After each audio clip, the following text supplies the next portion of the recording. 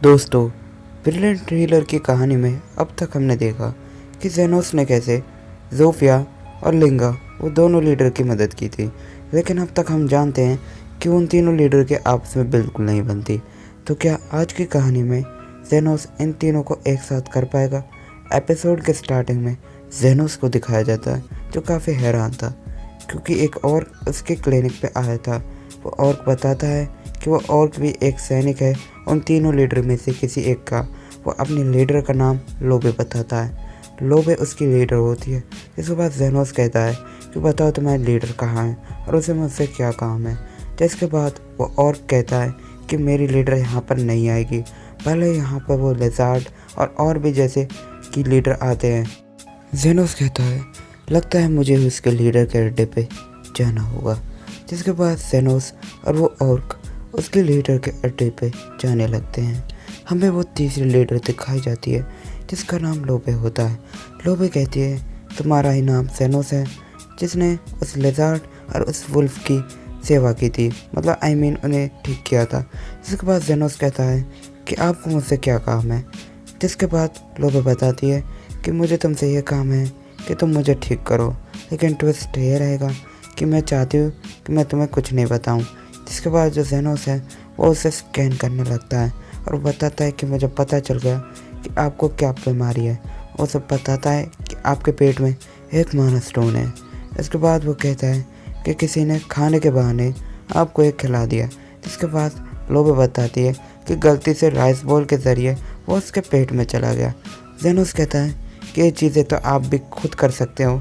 जिसके बाद लोबे बताने लगती है वो इसे खुद तो निकाल लेगी, लेकिन ये ब्लास्ट हो जाएगा, जिसकी वजह से उसके जो ऑर्क साथी हैं वो यहीं पर ही मर जाएंगे और उनकी संख्या घट जाएगी। तो यहाँ पर जो हमारा जेनोस है वो रुक जाता है और वो यहाँ पर लोबे बताती है कि वो उसे ठीक कर दे।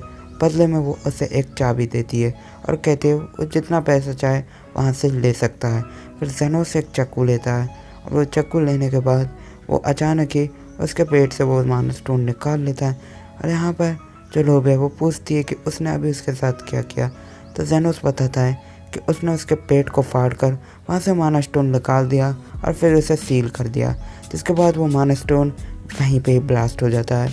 इसके बाद यहाँ पे जो लोबे है वो देखने लगती है कि जेनोस ठीक है या फिर नहीं, लेकिन यहाँ पे जो लोबे है वो चौंक जाती है कि जेनोस बिल्कुल ठीक था। वो उसकी चाबी से लौटा देता है और कहता है कि वो जितना काम करता है वो उतने ही पैसे लेता है। इसके बाद जो लोबे है वो उसका थैंक यू बोलती है और कहती है कि मुझे तुम पसंद आए और की सारी सेना तुम्हारे साथ हैं, बदले में तुम मेरे साथ आइस बॉल भी खा सकते हो जेनोस। ये देखने के बाद जेनोस भी चौंक जाता है और कहता है कि तुम बिल्कुल भी नहीं बदले, लगता है तुम्हारे पेट में फिर से माना स्टोन जाने वाला है। जिसके बाद जो जेनोस है वो अपने घर आ जाता है। यहाँ पे जो लिली है वो काफ़ी ज़्यादा अपसेट होती है। वो कहती है वो तीनों फिर से मेरे घर पे आने लगी। यहाँ पे सोफिया और उसके साथ साथ लिंगा की बातें हो रही हैं। जेनोस कहता है कि सुबह लोफिया और दोपहर को लिंगा और शाम को लोबे आने लगी है। पता नहीं वो तीनों मेरे पीछे क्यों पड़ी हैं। लेकिन तभी लिली कहती है कि मास्टर सच में आपको नहीं पता कि वो आप तीनों के पीछे क्यों हैं।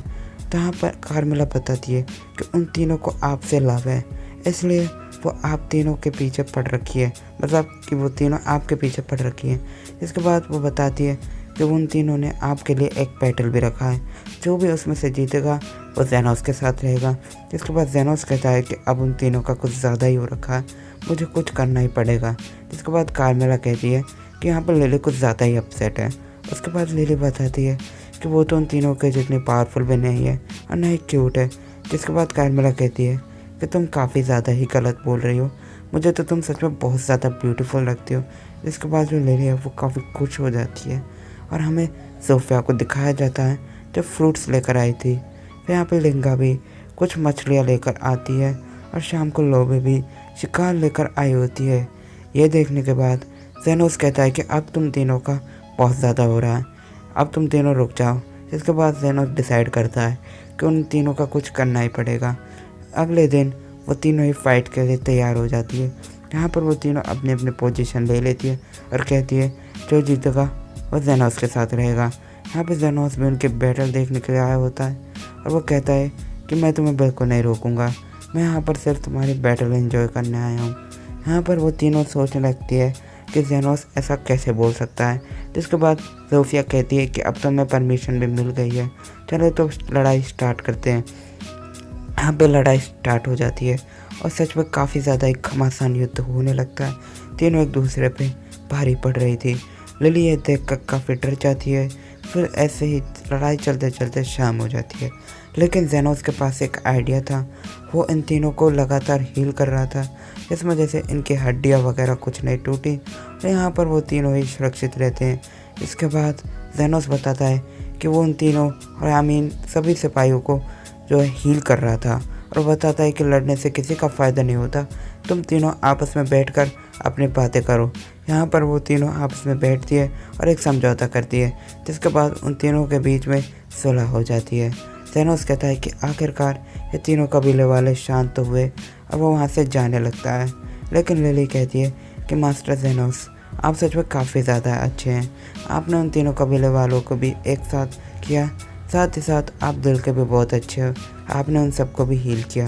जिसके बाद जेनोस कहता है कि मुझे लगता है कि तुम भी मुझे पसंद करने लगी हो। जिसके बाद लिली कहती है कि आपको जो समझना है वो समझिए। फिर अगले दिन हमको दिखाया जाता है रॉयल कैपिटल का सीन, जहाँ पर ही वो राजा दिखाया जाता है। वो कहता है कि फाइनली अब वो तीनों कबीले वाले शांत हो गए, लेकिन ऐसा क्यों हुआ। फिर हमें एक लेडी को दिखाया जाता है। इस लेडी का नाम रोज़ होता है, इसे आयरन रोज़ के नाम से जाना जाता है। आयरन रोज़ कहती है कि वो तीनों कबीले वाले तो जानी दुश्मन थे, आखिरकार वो तीनों दोस्त कैसे बन गए। तो यहाँ पर वो बताने लगता है कि उन तीनों के बीच में एक समझौता हुआ है और वो बताता है कि अगर वो तीनों एक साथ हो गए तो हमारे रॉयल कैपिटल के लिए काफ़ी ख़तरनाक होगा, क्योंकि छोटे लोग अगर एक साथ हो गए तो वो बगावत भी करेंगे, जिसकी वजह से कैपिटल की शांति भंग हो जाएगी। आयरन रोज़ कहती है कि वो ऐसा बिल्कुल नहीं होने देगी, वो वहाँ जाके उन तीनों से बात ज़रूर करेगी। जिसके बाद यहाँ पर वो कमांडर भी कहता है तुम ऐसा कर सकती हो। जिसके बाद वो उन्हें सैल्यूट बोलती है और यहीं पे सीन कट होता है। हमें दिखाया जाता है वो तीनों लड़कियाँ आपस में एक दूसरे का फिगर के बारे में बात कर रही थी। उन तीनों का फिगर सच में बहुत अच्छा होता है, लेकिन यहाँ पे जो लिली है उसका फिगर इतना अच्छा नहीं होता, क्योंकि ओवरऑल वो एक बच्ची है। इसके बाद वो उन तीनों को देखने लगती है। यहाँ पर वो तीनों बात ही कर रहे होते हैं, लेकिन जेनोस तभी कार में लगे हैंड को हील कर रहा होता है और यहाँ पे जोफिया से पूछता है तुम्हारे हैंड पे किसने हमला किया था।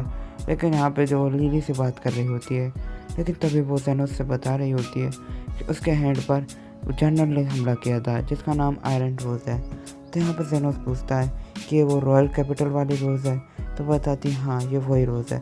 वो बताती है कि उसके हैंड पर उसी ने हमला किया था काफ़ी समय पहले, जब यहाँ पर तीनों कबीले वाले शांति से रहते थे। तो रोज़ ने आकर उन तीनों को भड़का दिया और यहाँ पे उसने जोफिया के हेड को भी डैमेज कर दिया था।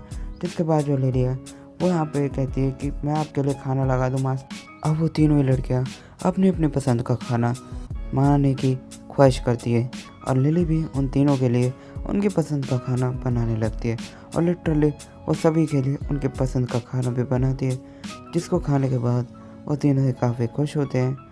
आई मीन यहाँ पर पूरा जो सारा कबीला वो भी काफ़ी खुश होता है। सभी लोग आपस में मिलजुल कर रहने लगते हैं और आपस में उन तीनों के बीच में काफ़ी ज़्यादा सुलह हो जाती है। जिसके बाद ये सब चीज़ें रोज़ भी देख लेती है। रोज़ इनके कैपिटल में आती है और कहती है ये चीज़ें तो काफ़ी ज़्यादा बदल गई है, यहाँ पर अब पहले की तरह लड़ाई नहीं होती क्या। तो यहाँ पर वो लिज़ार्ड बताता है कि उन तीनों के बीच में समझौता हो गया है। तो यहाँ पर रोज़ उस समझौते के बारे में विस्तार से पूछती है, लेकिन वो उसे कुछ नहीं बताता। जिसके बाद रोज़ उसके ऊपर एक गन पॉइंट कर देती है और वो कहती है तुम मुझे बता दो। लेकिन वो कहता है कि तुम मुझे कोई भी मार दो तो भी मैं तुम्हें कुछ नहीं बताऊंगा। जिसके बाद रोज़ कहती है तुम काफ़ी ज़्यादा सिद्धि हो। और यहाँ पर तभी कुछ चिल्ला देता है। यहाँ पर तभी जो है जोफिया आ जाती है और जोफिया को देखकर रोज़ वहाँ से चुपचाप भाग जाती है। यहाँ पर रोज़ जो है अपना रास्ता भटक गई थी, उस जंगल में खो जाती है। फिर उसके बाद वो यहाँ पे जेनोस के घर आती है। जेनोस के घर आने के बाद रोज़ कहती है कि आज की रात वो उसके यहाँ गुजार सकती है। इसके बाद लिली आती है और कहती है मास्टर क्या कोई पेशेंट आया है। जिसके बाद यहाँ पे तो जेनोस वो बताने लगता है कि यहाँ पे कोई नहीं है। लेकिन तब यहाँ पे जो रोज़ है वो उसके ऊपर अटैक कर देती है। तो क्या यहाँ पे जो हमारा जेनोस है वो उसके अटैक से बच पाएगा? मुझे तो नहीं लगता। ये सभी जानने के लिए हमें अगले एपिसोड में ज़रूर से देखना होगा।